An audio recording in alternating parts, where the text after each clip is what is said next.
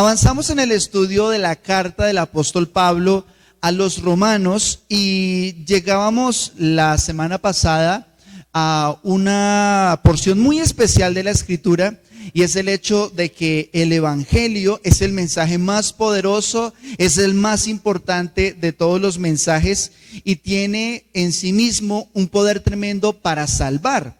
Y vamos a recordar precisamente lo que dice Romanos capítulo 1, versículos del 15 al 17. Así que en cuanto a mí, dice el apóstol Pablo, pronto estoy a anunciarles el evangelio también a ustedes que están en Roma, porque no me avergüenzo del evangelio, porque es poder de Dios para salvación a todo aquel que cree. Entonces descubrimos que el mensaje de la cruz, que el mensaje de Jesús contiene un poder muy grande para salvar al que cree. Pero dice al judío primeramente y también al griego. Porque en el evangelio la justicia de Dios se revela por fe y para fe, como está escrito, mas el justo por la fe vivirá. Esta porción de la escritura contiene una expresión que es demasiado importante y es la palabra revelación, y es el hecho de que la justicia de Dios se revela a los hombres. Y esto es un asunto demasiado importante porque Dios nos ha permitido, por medio del evangelio, por medio del estudio y del conocimiento de la palabra, llegar al conocimiento pleno, al conocimiento a cara descubierta de lo que es la justicia que Él ha provisto a los hombres. Y dice precisamente, esa palabra se revela, cuando habla de la justicia de Dios que se revela, es la palabra apocalipto. ¿De dónde viene? Adivinen qué palabra. Pues precisamente donde viene Apocalipsis, que significa quitar la cubierta, revelar, descubrir o manifestar. Digamos una ilustración de lo que significa la palabra apocalipto es correr las cortinas, es quitarle el paquete, es quitarle la máscara, es quitarle la envoltura a algo. Y eso es lo que hace Dios, porque la justicia de Dios estaba oculta a los hombres, pero en el evangelio, a través del mensaje que nosotros predicamos, el mensaje que hemos creído, que llevamos como nuestra bandera, es el mensaje de Jesús. A través de ese mensaje se revela cuál es la justicia de Dios.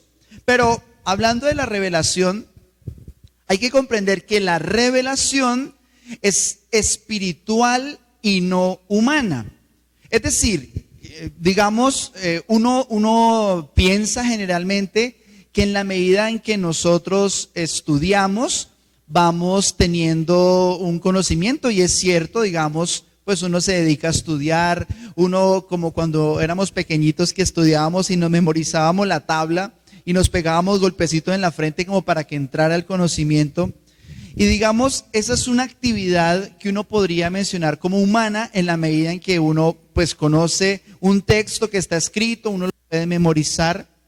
Sin embargo, la revelación, ese apocalipto, la revelación es algo que hace Dios. Precisamente en el estudio de la palabra, al escuchar las escrituras, al conocer la palabra de Dios, yo me pongo en un lugar, me preparo para que la revelación de Dios pueda llegar precisamente a mi corazón. Es decir, vamos a ver que la revelación es un asunto de Dios hacia nosotros, que es completamente espiritual y no humana. Vamos a pasar por un momento a Efesios capítulo 1 versos 15 al 19, donde dice el apóstol Pablo: yo, habiendo oído de su fe en el Señor Jesús y de su amor para con todos los santos, no ceso de dar gracias por ustedes, haciendo memoria de ustedes en mis oraciones. En esta primera parte que está diciendo Pablo, está diciendo, mire, yo sé que ustedes han creído, que ustedes tienen fe. Es decir, esta no era una iglesia sin fe, es una iglesia que tiene fe. Pero también dice que tenían amor. Entonces, teniendo fe en Jesús, pero teniendo amor y entre ellos, aún así el apóstol Pablo ora por ellos.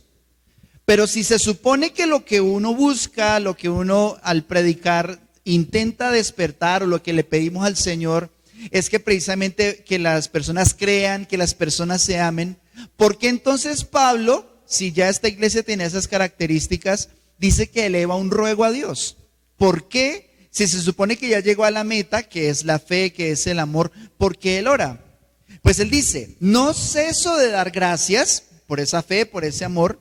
Dice, haciendo memoria de ustedes en mis oraciones, ¿para qué? Para que el Dios de nuestro Señor Jesucristo, el Padre de gloria, les dé espíritu de sabiduría y de revelación en el conocimiento de Él, alumbrando los ojos de su entendimiento para que sepan cuál es la esperanza a que Él los ha llamado y cuáles las riquezas de la gloria de su herencia en los santos y cuál la supereminente grandeza de su poder para con nosotros los que creemos según la operación del poder de su fuerza. Entonces esta es una iglesia que ya tenía fe en Jesús y es una iglesia que ya tenía amor entre ellos. Sin embargo, ¿qué pide Pablo? Revelación. Pero pide espíritu de revelación, espíritu de sabiduría, espíritu de conocimiento, precisando algo, que es Dios quien lo da. Es decir, es el Padre el que da esa revelación.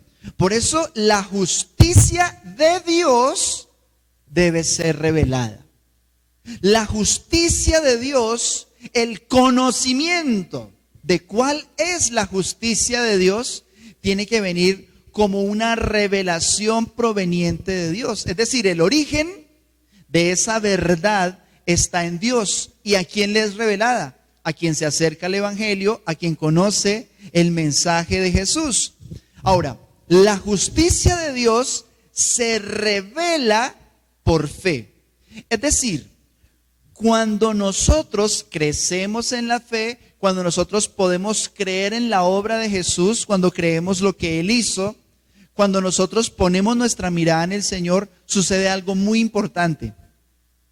Y es que el sentido humano de justicia que nosotros tenemos es cambiado, es transformado, ya no por una justicia humana, sino por la justicia de Dios.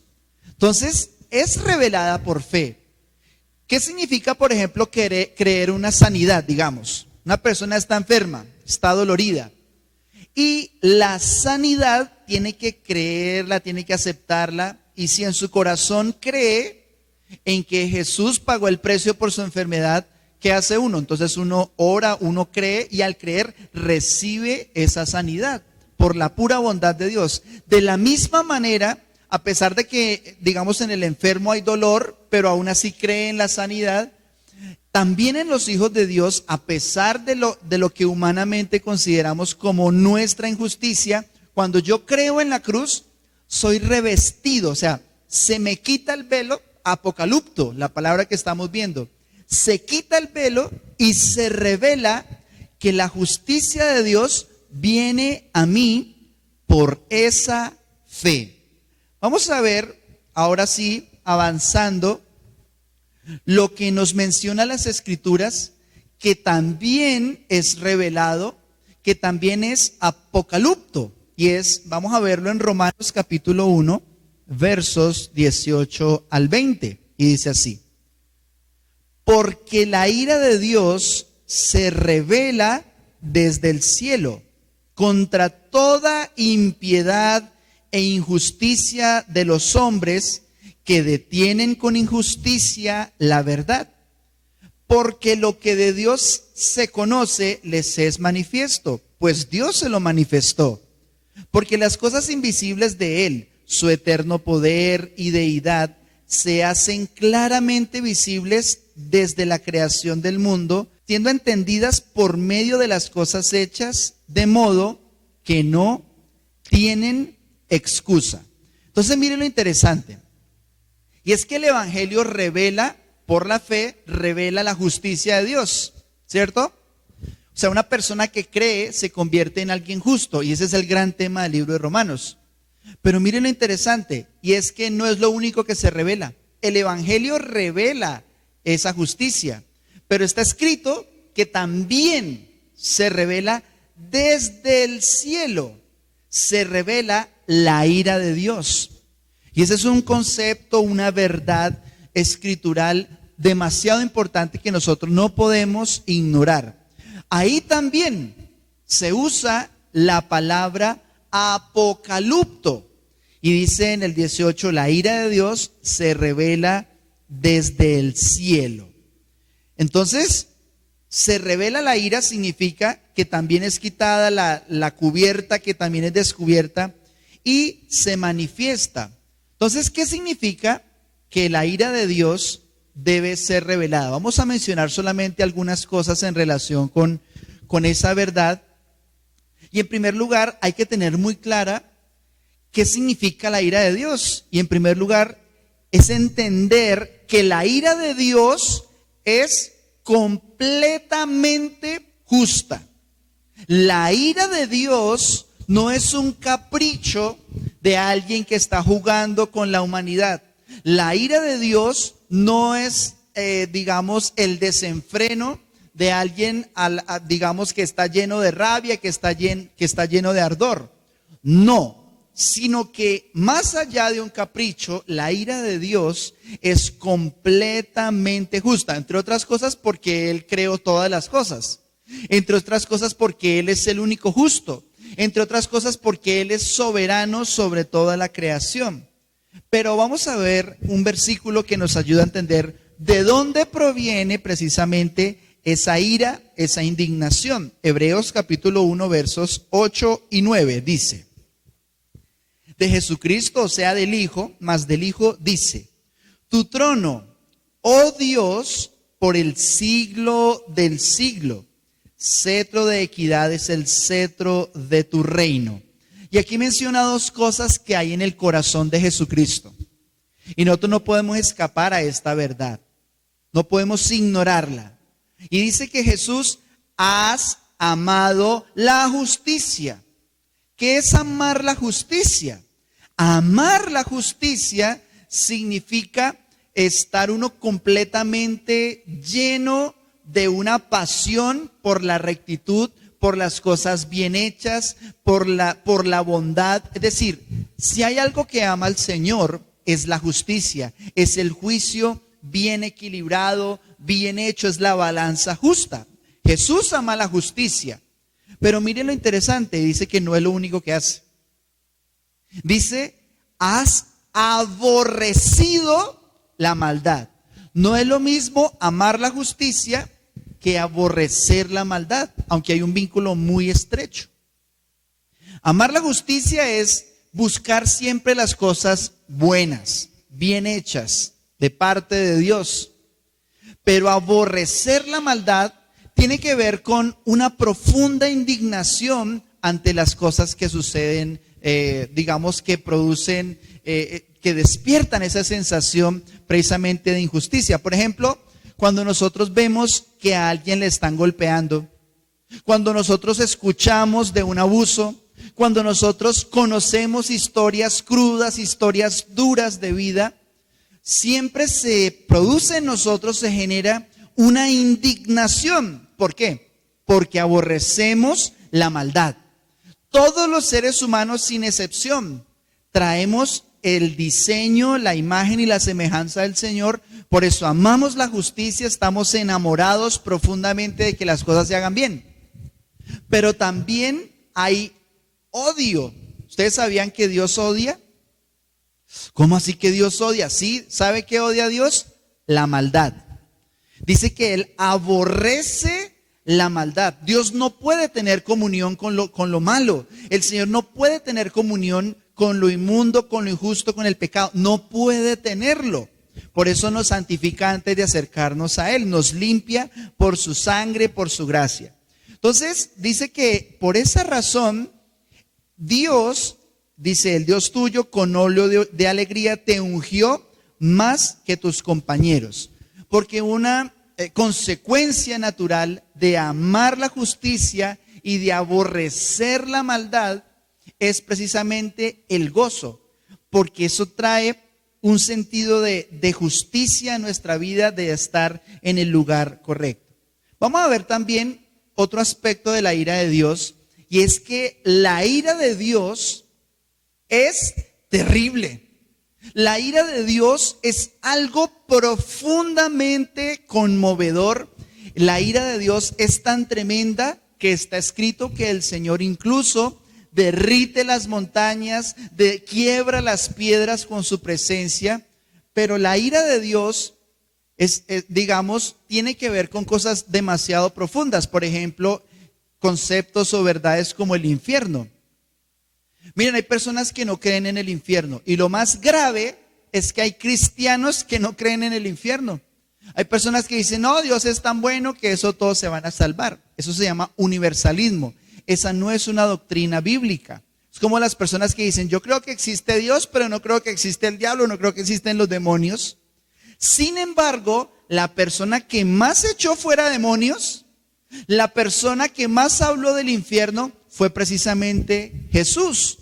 Entonces, si Dios habla de eso, si el Señor advierte la gravedad del infierno y de hecho dio su vida en la cruz para librarnos del infierno, tenemos que comprender entonces de qué se trata el infierno. Pero tenemos que poner en el punto exacto, en el punto preciso, verdades como lo que vamos a ver, y es la ira de Dios, que es terrible. O sea, Dios no mantiene enojado, sino que por su sentido de verdad y de justicia, cuando se presenta la injusticia, precisamente expresa la ira, expresa, como todos los seres humanos, su indignación. Vamos a ver en Hebreos 10, versos 26 al 31, un pasaje que es muy claro sobre estas verdades, sobre la ira de Dios. Dice así, dice: si pecáremos voluntariamente después de haber recibido el conocimiento de la verdad, ya no queda más sacrificio por los pecados, sino que, dice, una horrenda expectación de juicio y de hervor de fuego que ha de devorar a los adversarios. El que viola la ley de Moisés por el testimonio de 2 o 3 testigos muere irremisiblemente. ¿Cuánto mayor castigo piensan que merecerá el que pisoteare al Hijo de Dios y tuviere por inmunda la sangre del pacto en la cual fue santificado e hiciere afrenta al Espíritu de gracia? Pues conocemos al que dijo, mía es la venganza, yo daré el pago, dice el Señor. Y otra vez, el Señor juzgará a su pueblo. Y termina esa porción bíblica diciendo, horrenda cosa es caer en manos del Dios vivo. Entonces mire las palabras que aparecen allí. Dice una horrenda expectación de juicio, dice un hervor de fuego, dice un castigo, dice que incluso en la ley la gente moría irremisiblemente. Dice cuánto mayor castigo, o sea, es mucho más grande cuando una persona tiene por inmunda la sangre de Jesús. ¿Eso qué significa?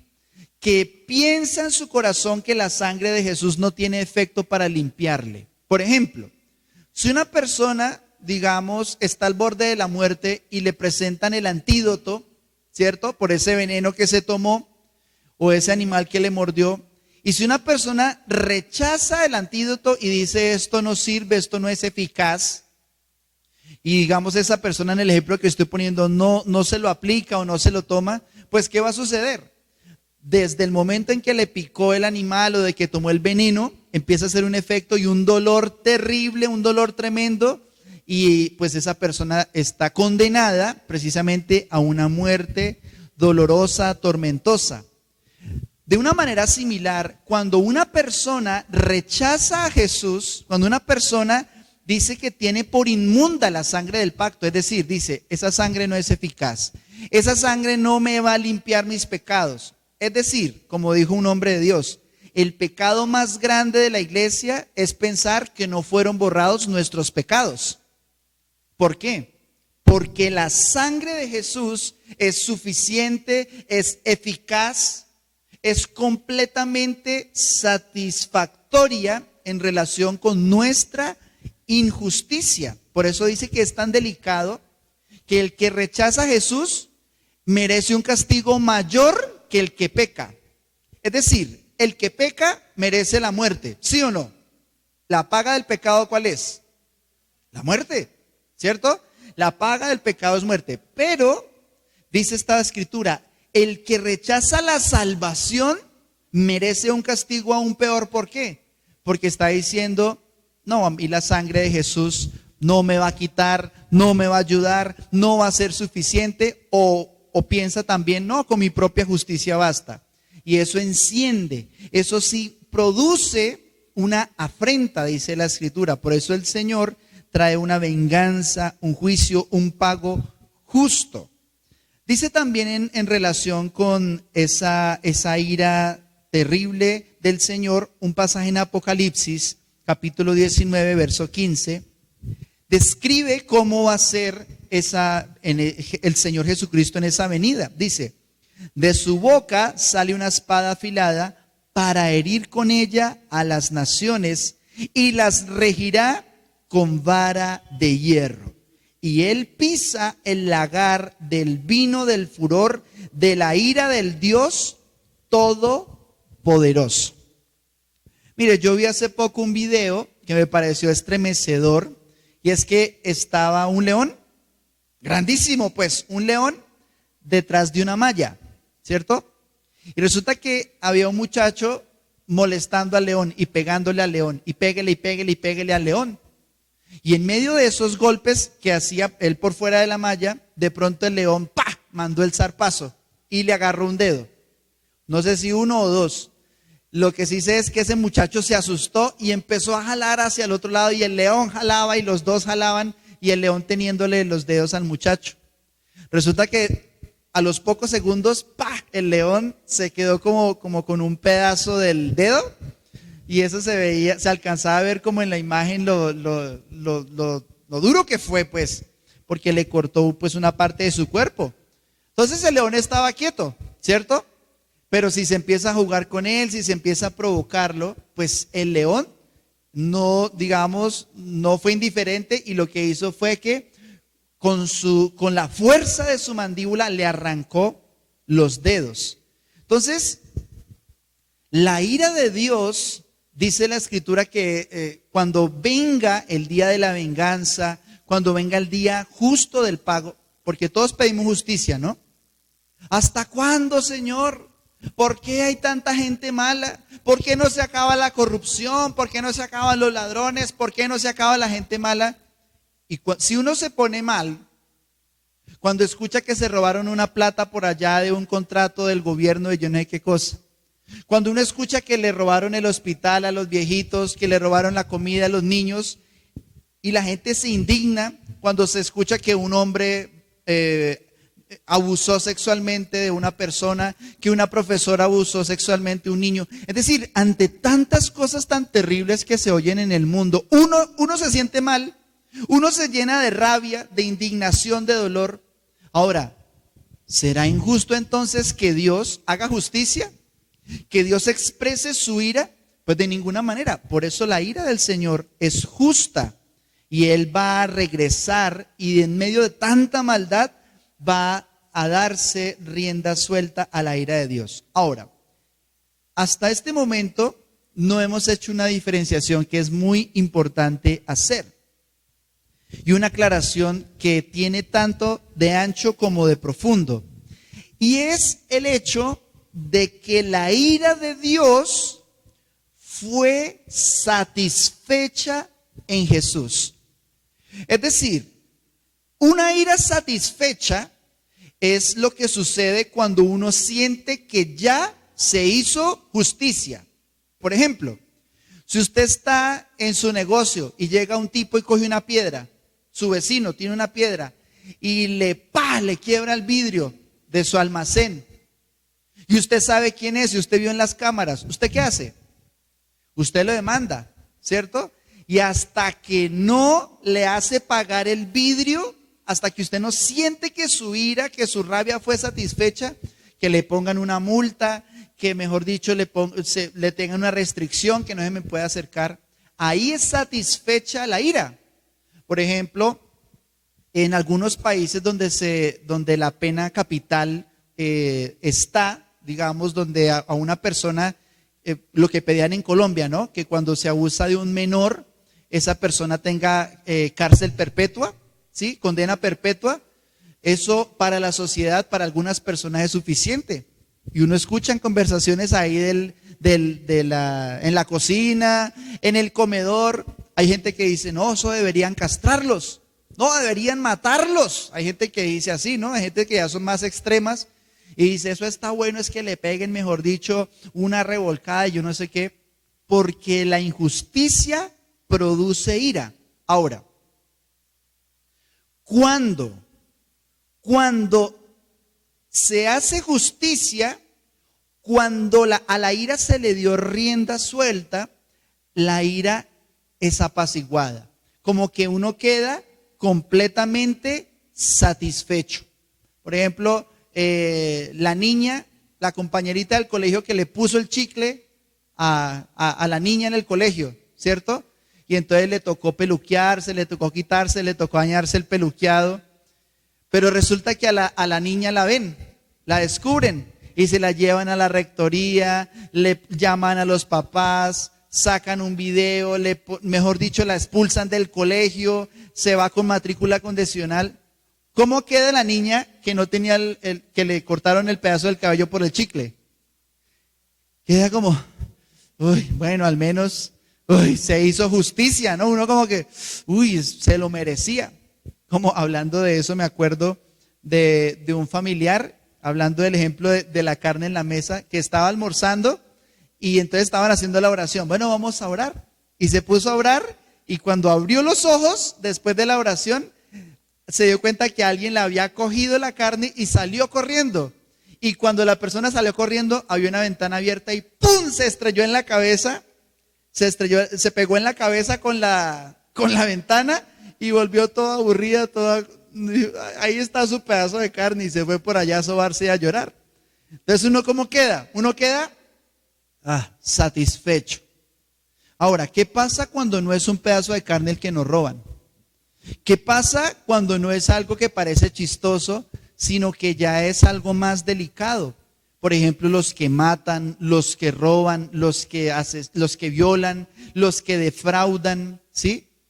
El Señor no es indiferente a la injusticia del mundo y la ira de Dios tiene que ser satisfecha. Ahora, la ira de Dios fue satisfecha en Jesús. Eso sí, anótelo, subráyelo porque lo vamos a ver, es demasiado importante.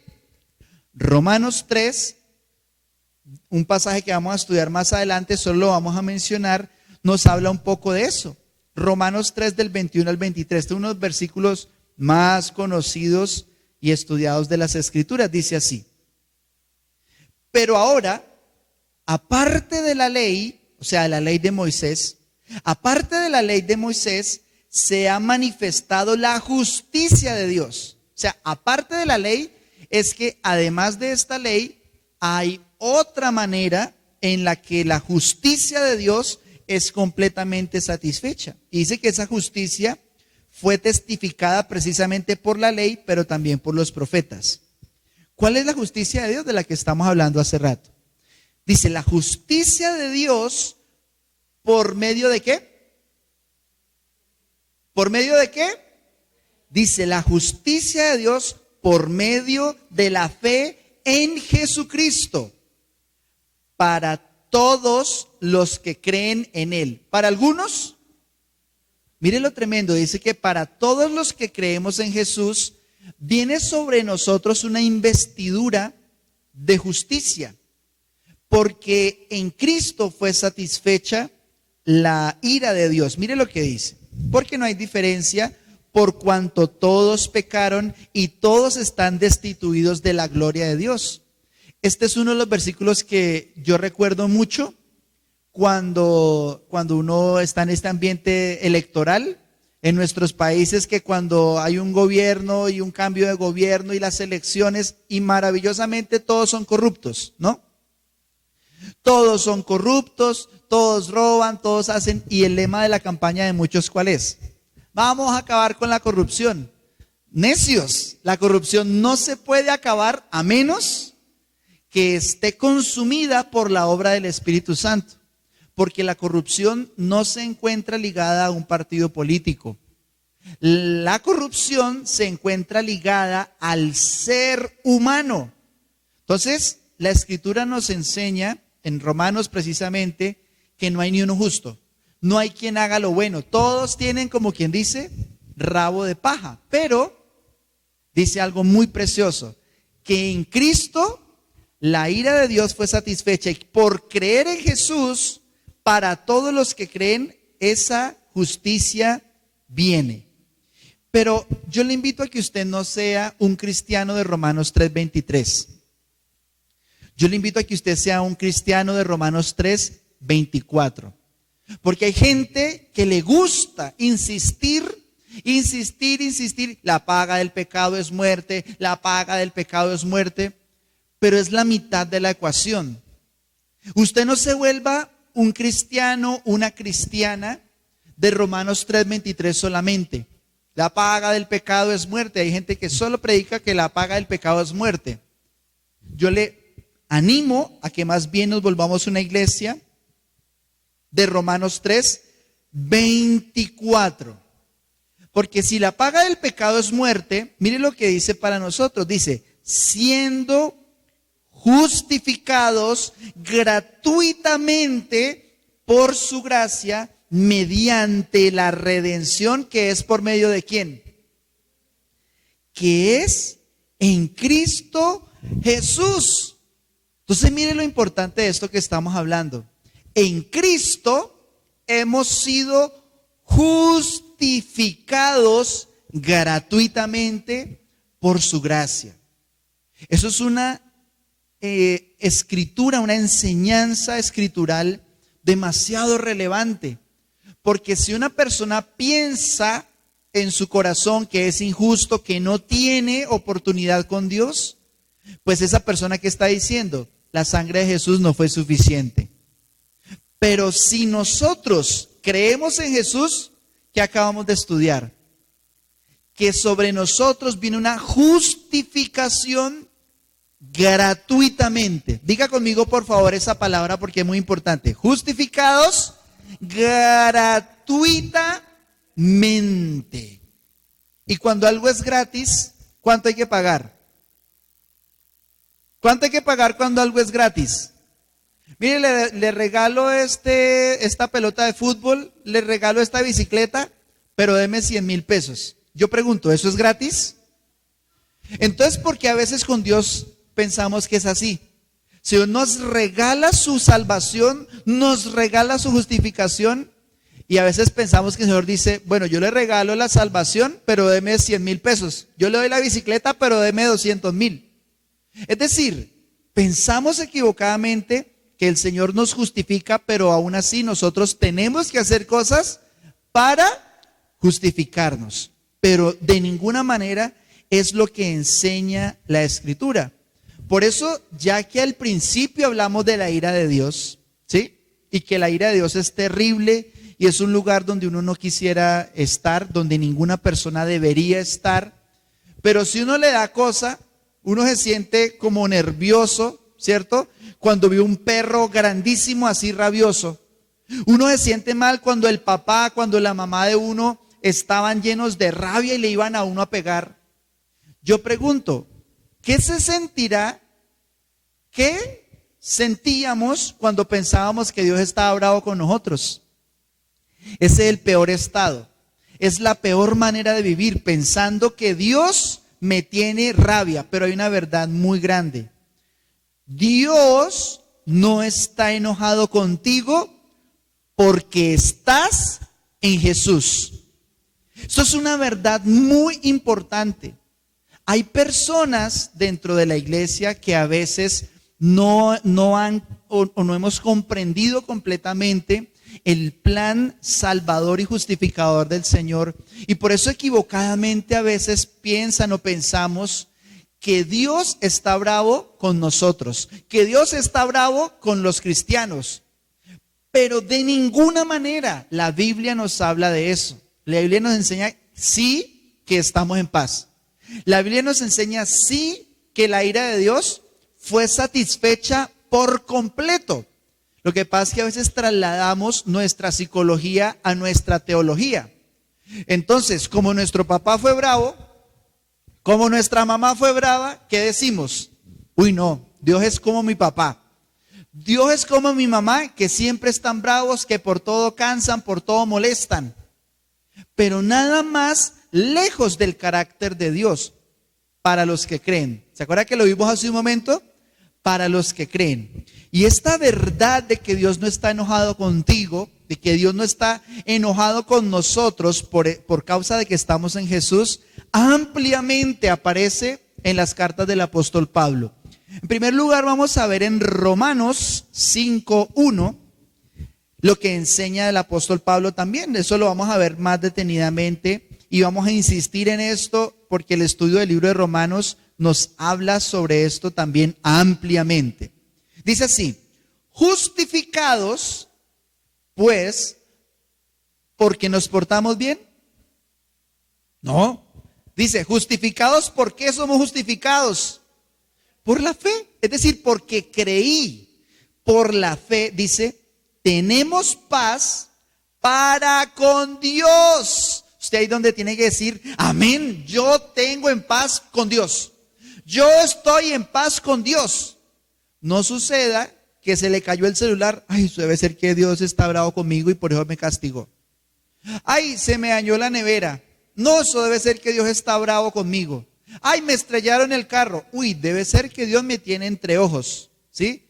No, y que el dictamen médico salió mal. No, eso es que Dios está enojado conmigo. Yo ya las perdí con el Señor. Porque eso no es cierto.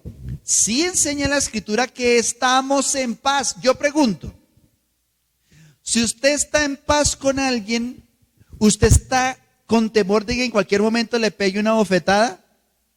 No, ¿por qué? Pues porque está en paz. Entonces nunca pienses del Señor que su paz se fue de ti. Dice, ¿dónde? Dice, por medio de nuestro Señor Jesucristo.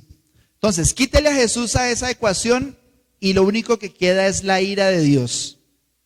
Pero si usted le pone a Jesús a la ecuación, ¿qué sucede? Vuelve otra vez la paz. Ahora, no es que uno se ponga y se quita a Jesús. Yo lo digo solamente de una manera idiomática, utilizando aquí el lenguaje para demostrar la preeminencia de Cristo. Dice también en Romanos 5:9, estando ya justificados, ¿en qué? En nuestra conducta. ¿Por qué usted y yo somos justificados? Por su sangre. No es mi sudor, no es mi sangre. Es su sangre, es la cruz y la sangre que virtió de Jesucristo la que me libra. Dice primero, me justificó. Yo ya soy justo. Una oración que usted y yo deberíamos hacer todos los días es, gracias Señor porque soy justo en Jesús. Gracias Señor porque en Cristo la justicia de Dios vino sobre mí y tú y yo estamos en paz. Pero dice, si ya fuimos justificados en su sangre, por Él, miren lo bonito, por Él seremos salvos de la ira. Usted y yo deberíamos decir siempre, yo soy salvo de la ira. Dice también en Romanos 8:1, ahora pues ninguna condenación hay para quienes, para los que están en Cristo Jesús. Es decir, La ira de Dios fue satisfecha en Jesús. Y todos los que están en Jesús ya no están amparados bajo la ira. Están amparados bajo la salvación, bajo la paz, bajo la gracia, bajo el amor de Dios. Pastor, ¿usted por qué casi no predica del infierno? ¿Usted por qué casi no habla de la ira de Dios en la iglesia? ¿Usted por qué no es un predicador bravo que manipula, que regaña a la gente para que se sientan culpables? ¿Por qué no habla de las maldiciones? El asunto es que yo creo que los que me escuchan, si no es que ya son hijos de Dios, se convierten en hijos de Dios por la revelación de quién es Cristo Jesús. Por eso yo trato de guardarme de hablar bravo acá, de pararme bravo, enojado, y a veces me da rabia. Claro que sí, claro que sí.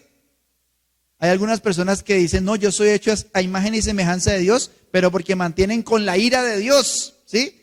No, pero a ver, ¿dónde está el amor también? Pues, ¿sí? No pavimente, no pañete con versículos su conducta. No, al contrario, revístase del amor, del carácter, de la gracia de Dios. Pero mire lo que dice este verso. Ninguna condenación. O sea, no es posible que alguien que está en Cristo reciba alguna condenación. Y eso aplica para la vida eterna y aplica para esta vida. No hay ninguna condenación. No es posible que si usted está en Cristo reciba en su mente o en su corazón la condenación. Pero aquí, obviamente, en el contexto está hablando de la condenación eterna. Ahora, dice Primera de Tesalonicenses 1:10 algo muy similar. Dice, esperar de los cielos a su Hijo, al cual resucitó de los muertos, a Jesús. ¿Por qué? ¿Qué hizo Jesús? Dice, Jesús quien nos libra de la ira que venidera, es decir, viene una ira. Yo no estoy diciendo que no hay ira, estoy diciendo que en Cristo fue satisfecha y que los que estamos en Cristo, nosotros no vamos a recibir ninguna condenación, ningún juicio de destrucción sobre nuestras vidas. Amén. ¿Por qué? Porque en su sangre fue satisfecha la justicia de Dios. Por eso ya vamos a ver más adelante que el apóstol Pablo menciona, nosotros somos la justicia de Dios en Cristo Jesús. Pero hay una ira venidera. Yo pregunto, ¿usted y yo deberíamos sentir pavor, terror de que nos van a castigar? Eso es como, por ejemplo, en la entrega de boletines. Si usted ya sabe que pasó el año, ¿usted va a tener temor de que lo cojan y le den correazos en la casa? No, ¿verdad? ¿Por qué? Porque usted ya pasó el año. ¿Y qué pasa con el que pasa el año? Pues es justo que reciba, eso sí, un premio, al menos un heladito, ¿sí? Ahora, nosotros en Cristo no vamos a participar, pero viene la ira. Viene porque viene, pero no es para nosotros. Mire lo que dice también en Primera de Tesalonicenses, capítulo 5, verso 9. Dice, porque no, y ese no lo subrayé, porque no nos ha puesto Dios para ira, sino para alcanzar salvación por medio de nuestro Señor Jesucristo.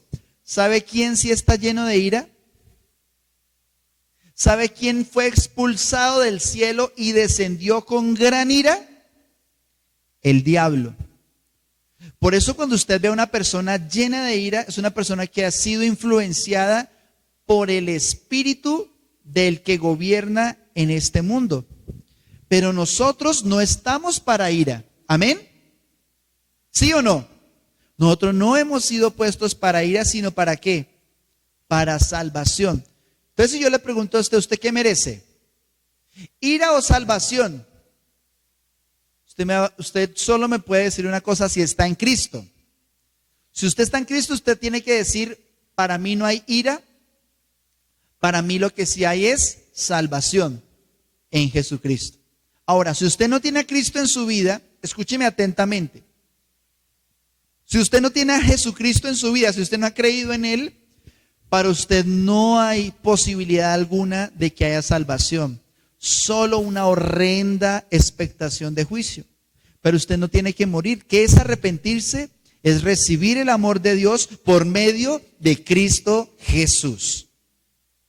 Lo dice también Juan capítulo 3, verso 36.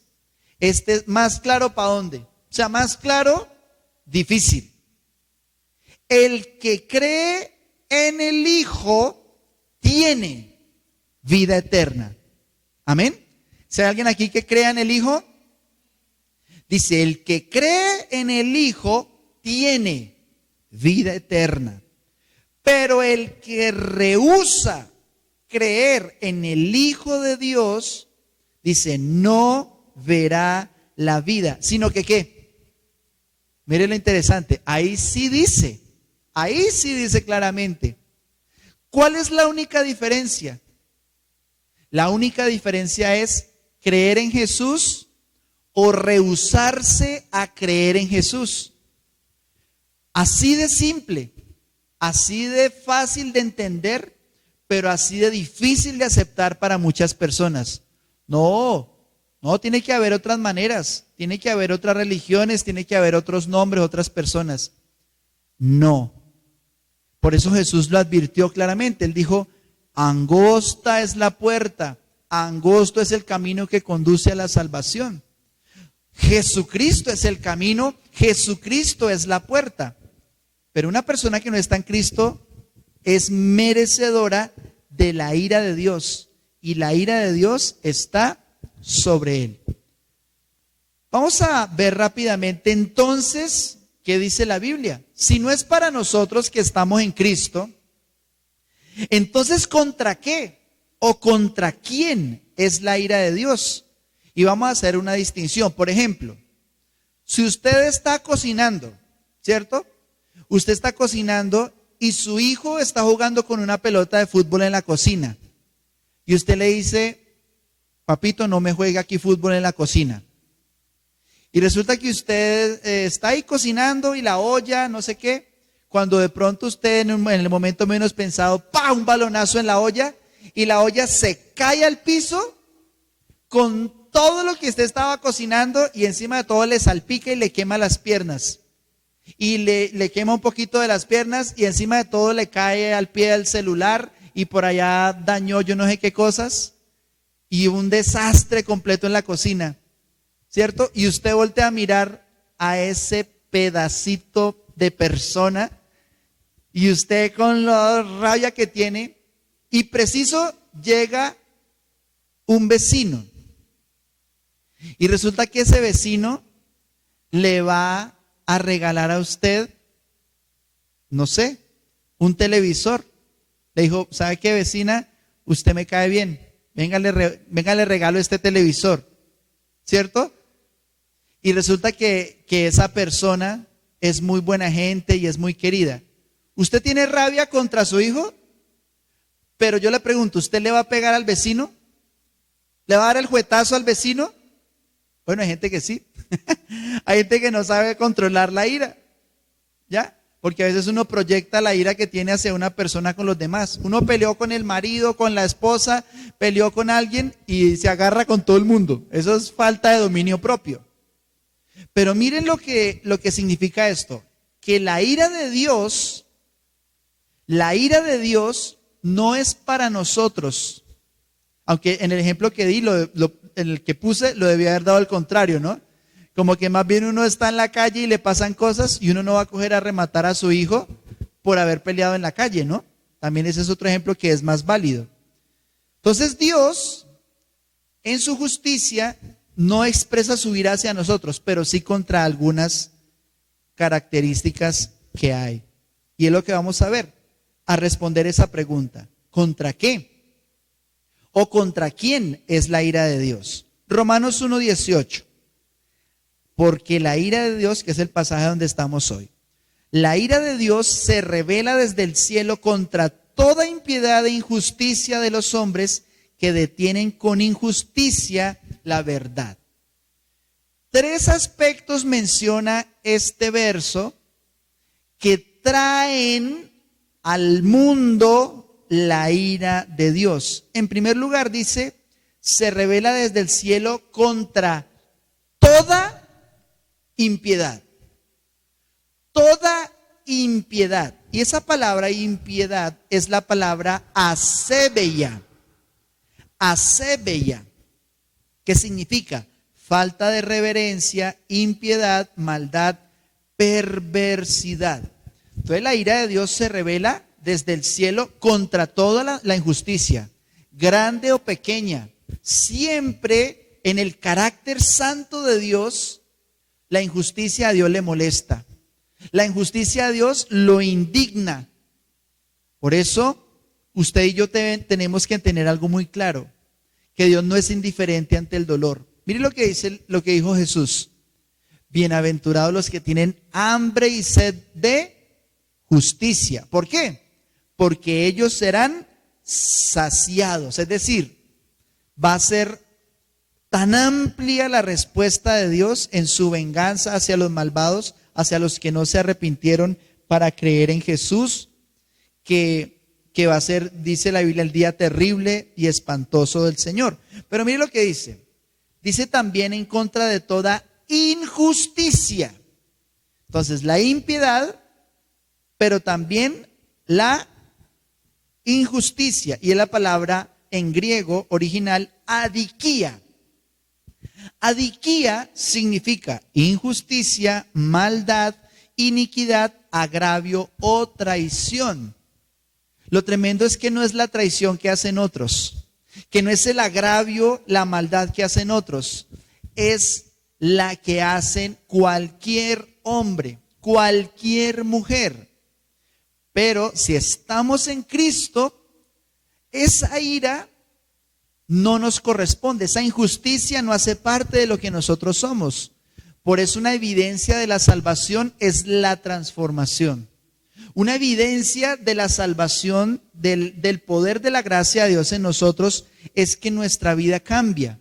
Y ya no cogemos todo a patadas, ya no odiamos a nadie, o va disminuyendo en esa obra de Dios, va disminuyendo en nosotros todo lo que considerábamos injusticia, maldad y pecado. Dios trata con nosotros y nos lleva a superar todas esas injusticias.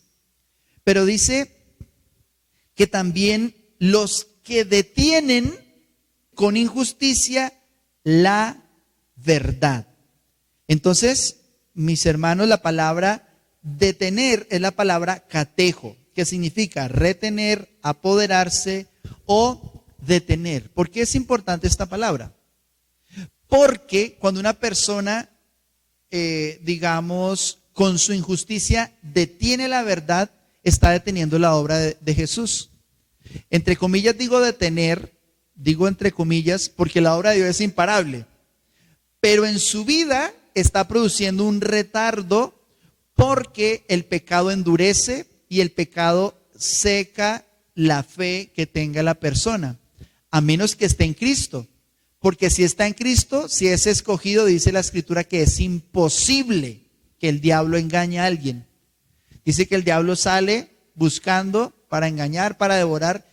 Dice, si fuera posible a los escogidos, luego es imposible que esto aplique para los cristianos, al menos para los que genuinamente lo son, para los hijos de Dios. Pero termina diciendo en el verso 19 y 20, dice, porque lo que de Dios se conoce les es manifiesto, pues Dios se lo manifestó. Porque las cosas invisibles de Él, su eterno poder y deidad, se hacen claramente visibles desde la creación del mundo, siendo entendidas por medio de las cosas hechas, de modo que no tienen excusa. Lo que está diciendo este pasaje, en otras palabras, es que todo lo que vemos, todo lo que hace parte de la creación, es evidencia del carácter de Dios. Todo lo que vemos habla de la grandeza del Señor. Los científicos, entre más estudian los átomos, la luz, el agua, los elementos, las leyes de la naturaleza, más van a descubrir que detrás de esto hay alguien que ha creado y que tiene un diseño que es perfecto. Por eso dice la Escritura que nadie tiene excusa. El que cree es salvo y el que no cree, dice, la ira de Dios está sobre él y nadie tiene excusa, y mucho menos tú si me estás escuchando estas palabras. Porque para ti es este mensaje, para ti es esta salvación, si recibes al Señor en tu vida. Por eso dale gracias al Señor por la oportunidad que tenemos en Cristo de ser salvos, de ser libres de la condenación, de ser salvos de la ira, y que por su sangre entramos a la perfección de un reino maravilloso. Por eso diga conmigo, por favor, la ira de Dios no está sobre mí porque yo creo en Jesús. Y si esas palabras son sinceras, salen de su corazón y usted de verdad recibe a Jesús y lo acepta en su vida, la Escritura da testimonio de que tú eres salvado. Amén.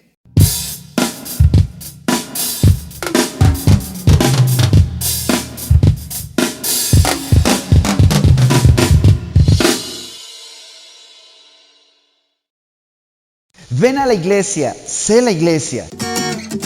Te invito para que este y todos los domingos, a partir de las 10 de la mañana, nos acompañes en un tiempo especial junto a nuestro Señor Jesucristo.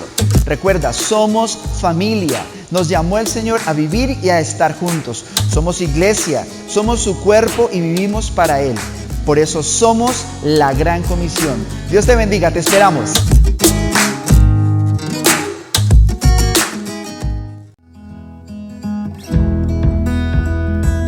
La Gran Comisión.